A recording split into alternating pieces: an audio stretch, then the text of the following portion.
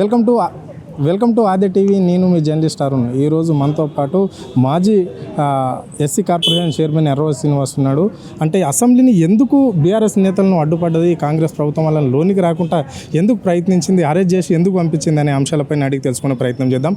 అన్న చెప్పండి అన్న, ఈరోజు బీఆర్ఎస్ ఎమ్మెల్యేలను అసెంబ్లీలకు ఎందుకు ఈ కాంగ్రెస్ ప్రభుత్వము, కాంగ్రెస్ ముఖ్యమంత్రి ఎందుకు రానియలేడు ఈ ఎమ్మెల్యేలను? ఎందుకంటే అదానితో చేసుకున్నటువంటి వీళ్ళ అక్రమ ఒప్పందాలు, ఆర్థిక లావాదేవీలు, అక్రమ సంబంధాలు, చీకటి ఒప్పందాలు అన్నీ బయటపడతాయి అనేసి ఇలా మా ఎమ్మెల్యేలందరినీ కూడా అడ్డుకోవడం జరిగింది. మా బీఆర్ఎస్ పార్టీకి సంబంధించినటువంటి శాసనసభ్యులను, శాసన మండలి సభ్యులను అసెంబ్లీలోకి రాకుండా అడ్డుకోవడాన్ని మేము తీవ్రంగా ఖండిస్తూ ఉన్నాం. ముందుగా అసలు ఎందుకు అడ్డుకున్నారో మీ దగ్గర ఆన్సర్ లేదు.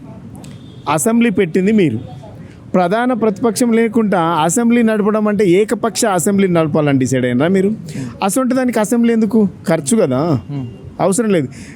మీరు వస్తే మేము మాట్లాడము, మీరు ఉంటే మేము మాట్లాడము, మీరు ఉండొద్దు అని అనుకున్నప్పుడు అసెంబ్లీ పెట్టద్దు.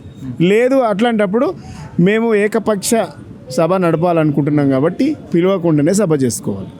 గతంలో మీరు మాట్లాడిన వాళ్ళు ఇలా ఉల్టా మాట్లాడుతూ ఉన్నారు అంటే అసలు మీరు ఎక్కడున్నారు, మిమ్మల్ని ఏం మానాలో అర్థమవుతలేదు. ఇలా టీషర్ట్ వేసుకున్నందుకు అని ఒక సాకు చెప్తా ఉన్నారు.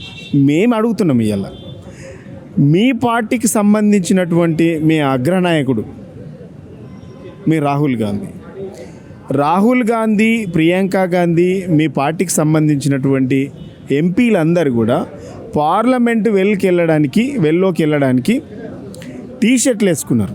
అదాని ప్రధాని, అక్రమ సంబంధాలు, ఈ అవినీతి, 1000 కోట్లు దోసుకున్న దొంగ అని ఇలా రాహుల్ గాంధీ ప్రతిపక్ష నేత అక్కడ మాట్లాడతాడు.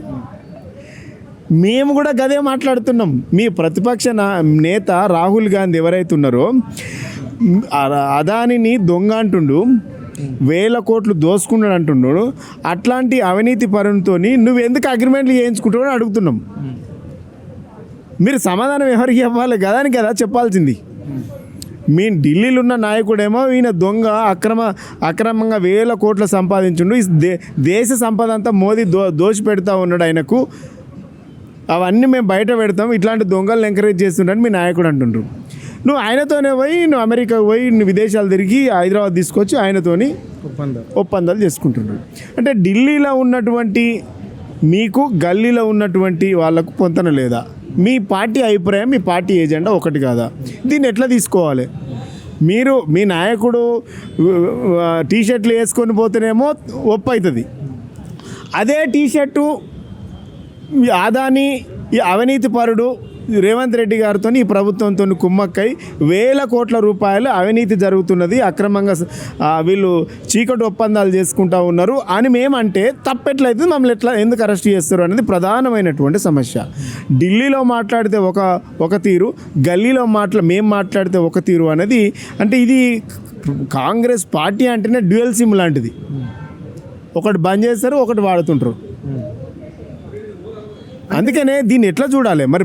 మీరు అట్లాంటప్పుడు మీరు ఢిల్లీలో ఉన్నటువంటి రాహుల్ గాంధీ గారికి చెప్పాలి, మేము ఇక్కడ ఒప్పందం చేసుకున్నారు, మీరు కూడా ఊకోండి అని చెప్పాలి. అప్పుడు ఎవరు మాట్లాడరు కదా. ఢిల్లీలో మాట, గల్లీలో మాట మాట్లాడడం వల్ల ప్రజలకు ఇలా మీరు చేసేటువంటి అవినీతి అంతా కూడా, మీరు చేస్తున్నటువంటి అవినీతి పనులు, చీకటి ఒప్పందాలు కూడా ప్రజలకు అర్థమవుతాయి. సభలకు పోతే నిలదీస్తారు, మా కాంగ్రెస్ పార్టీ మొత్తం బట్టబయలు చేస్తారు, బండారం అంతా బట్టబయలు అవుతుంది అని చెప్పేసి ఇలా బీఆర్ఎస్ పార్టీ ఎమ్మెల్యేలందరినీ కూడా అడ్డుకోవడం జరిగింది. ఇది నిరంకుశత్వ పాలన. ఇది ప్రజాస్వామ్యాన్ని కూని చేసేటువంటి విధంగా మీరు పరిపాలన నడిపిస్తూ ఉన్నారు. అట్లాంటప్పుడు మీరు సభలు ఎందుకు పెట్టాలి? సభకు రా అని ఎందుకు పిలవాలి? మేము వస్తేనే, మా ఎమ్మెల్యేలు వస్తేనే దిక్కులేదు. ఇలా మీరు ఇంకా పెద్ద ఆయన రా అంటారు. పెద్ద ఆయన వస్తే వీళ్ళు తట్టుకున్నంత కెపాసిటీ ఉందా వీళ్ళకు? లేదా? వీళ్ళకు ఉందా? ఇప్పుడు ఉన్న వాళ్ళకే సరిపోతలేరు. ఇటు ఒక పక్క హరీష్ అన్న ఉన్నాడు, ఒక పక్క కేటీఆర్ గారు ఉన్నారు, మిగిలిన నాయకులందరూ కూడా సీనియర్ నాయకులు ఉన్నారు. ఎక్స్పీరియన్స్ ఉంది కదా వీళ్ళందరికీ. 20-25 ఏళ్ళ నుంచి ఎమ్మెల్యేలుగా ఉండి మంత్రులుగా చేసి నడిపినటువంటి ఎక్స్పీరియన్స్ ఉంది కదా. దాంట్లో ఎవరికి ఉంది ఎక్స్పీరియన్స్? ఒకరిద్దరు తప్ప. అంటే కంప్లీట్గా ఇలా వీళ్ళు చేసేటువంటి కాంగ్రెస్ ప్రభుత్వం చేసేటువంటి ద్వంద్వ వైఖరి, అదేవిధంగా డ్యూయల్ సిమ్ విధానం, డబుల్ స్టాండర్డు, ఇవన్నీ కూడా ప్రజలకు అర్థమవుతూ ఉన్నాయి. ఇలా సభను నడిపేటువంటి పరిస్థితుల్లో మీరు లేరు, ప్రధాన ప్రతిపక్షాన్ని చూసి మీరు భయపడుతున్నారు అని అంటే ఇక మీరు ఏం చేస్తారు అసలు? అట్లాంటప్పుడు సభ పెట్టద్దు. ఇలా వాయిదేసుకున్నారు. ఎందుకు పెట్టుకున్నారు, ఎందుకు వాయిదేసుకున్నారు? ఇంకోటి బీజేపీ ఉన్నదనుకో, బీజేపీ ఏం మాట్లాడుతుంది? బీజేపీ కాంగ్రెస్ ఒకటే కదండి. ఢిల్లీలోనేమో తిట్టుకుంటారు, గల్లీలోనేమో కలిసి ఉంటుండ్రు.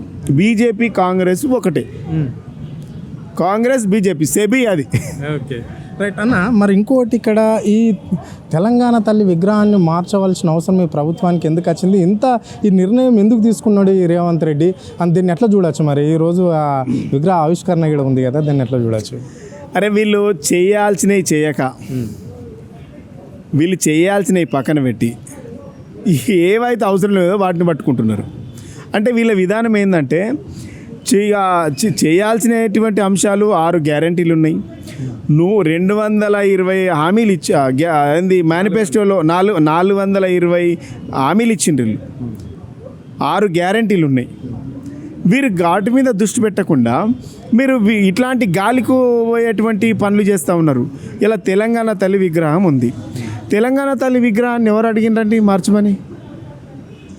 24 సంవత్సరాల బీఆర్ఎస్ పార్టీ హయాం నుంచి 24 సంవత్సరాలుగా తెలంగాణ తల్లి రూపం ఎట్లుండాలనేది తెలంగాణ ప్రజలందరికీ కూడా తెలిసిపోయింది. చిన్నపిల్లలకు కూడా తెలిసింది. ఇలా ఎల్కేజీ యూకేజీ చదువుకున్నటువంటి పిల్లలకు కూడా ఈ తెలంగాణ తల్లి విగ్రహం ఎట్లుంటుందంటే ఆ పిల్లలు విగ్రహాన్ని వేసేటువంటి డైరెక్షన్లో పిల్లలకు ఈ 10 ఏళ్ళల్లో 20 ఏళ్ళల్లో వెళ్ళిపోయింది పిల్లలకు. ఇలా నువ్వు కొత్త విగ్రహం తెచ్చిపెట్టడం అంటే చివరకు విద్యార్థులు చదువుకున్నటువంటి విద్యార్థుల భవిష్యత్తుని కూడా ఇలా ప్రభుత్వం ఆడుకుంటుంది. వాళ్ళు ఇది పెట్టాలా అది పెట్టాలా? తెలంగాణ గీతం ఇంతకుముందు ఉంది, దాన్ని మార్చిండ్రు. దాన్ని మార్చి ఏదో సినిమా డబ్బింగ్ పాటలు చేసిరు దాన్ని. ఇలా తెలంగాణ తల్లి విగ్రహాన్ని స్వరూపాన్ని మారుస్తాం. 24 సంవత్సరాల తెలంగాణ తల్లి ఎట్లుండాలో, స్వరూపం ఎట్లుండాలి, రూపురేఖలు ఎట్లుండాలి. తెలంగాణ తల్లి అంటే సాక్షాత్తు ఒక అమ్మవారిలాగా భవిష్యత్తుకు ఈ ఒక భారత మాత ఎట్లయితే బొమ్మ ఉన్నదో ఇలా తెలంగాణ తల్లి విగ్రహాన్ని కూడా గట్లే పెట్టుకున్నాం.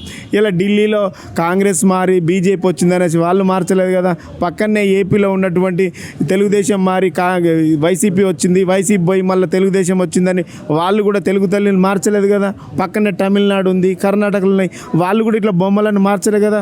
ఇలా తెలంగాణ తల్లిని ఎందుకు మారుస్తున్నారు? ఎంత మూర్ఖత్వం ఇది! ఎంత విచక్షణ కోల్పోయి పనులు చేస్తూ ఉన్నారు మీరు. ఎవడన్నా క్షమిస్తారా మీరు చేసే పనులు? అంటే మీరు చేసేటువంటి పనులను డైవర్ట్ చేసుకోవడానికి ఇలా పాలిటిక్స్ అంతా డైవర్ట్ చేస్తూ ఉన్నారు. మీరు చేసేటువంటి అంశాల మీద నిలదీస్తారేమో, ప్రభుత్వాన్ని ఎండగడతారేమో, వాటికి బదులు ఇవన్నీ కొత్త డ్రామా, ప్రతిసారి డ్రామా ఈ డ్రామా నడుస్తూ ఉంది. ఇప్పుడు ఎన్నడూ లేని విధంగా December 9th తెలంగాణ ఆవిర్భావ ఉత్సవాలు జరపాలి అని చెప్పేసి సీఎం అంటున్నాడు. అంటే గతంలో కూడా అలా ప్రభుత్వం ఉండే కదా, మరి అప్పుడు ఎందుకు చేయలేదు, ఇప్పుడు ఎందుకు చేయాలనుకుంటున్నా? తెలంగాణ పదానికి, తెలంగాణ ఉద్యమానికి, తెలంగాణ చరిత్రకు సంబంధం లేనటువంటి వ్యక్తులు మాట్లాడితే దయ్యాలు వేదాలు వల్లించినట్టు ఉంటుంది.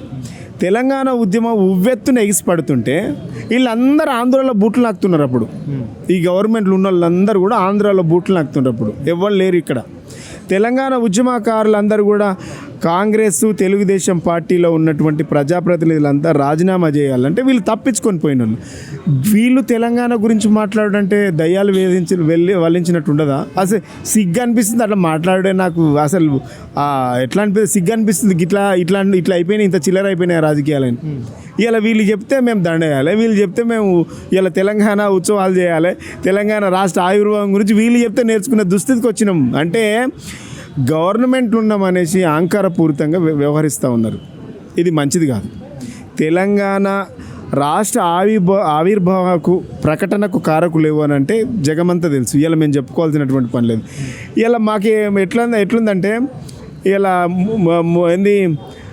ముందొచ్చిన చెవుల కంటే వెనుకొచ్చిన కొమ్ములు చూసి ఎక్కిరించుకున్నట్టుంది. ఇప్పుడు ఇలా వీళ్ళు మాకు వచ్చి నేర్పిస్తారంటే ఇక చాలా సిగ్గు అనిపిస్తుంది. ఇంతకంటే ఇంకేం మాటలు ఉండవు. అర్థమైందా? ఇలా వీళ్ళు తెలంగాణ ప్రకటన గురించి వాళ్ళు పండగలు చేయడం, సంబరాలు చేయడం అని అంటే ఇలా చంపిన వాడే సంతాప సభ పెట్టినట్టుంది. చంపినోడే సంతాప సభ పెడితే ఎట్లుంటుందో వీళ్ళు కూడా గట్లే. 360 మంది విద్యార్థులకు సావులకు కారణం వీళ్ళు. ఇలా వీళ్ళు తెలంగాణ సంబరాలు చేస్తారట. ఇలా తెలంగాణ ప్రకటన దినోత్సవం అని వీళ్ళు ప్రకటన చేసుకొని అసెంబ్లీలో మాట్లాడుతుంటే అందరు నవ్వుతుండ్రు. మీకు అవును కదా, వీళ్ళందరూ ఆ రోజు మా మీద దాడులు చేసిన వాళ్ళు.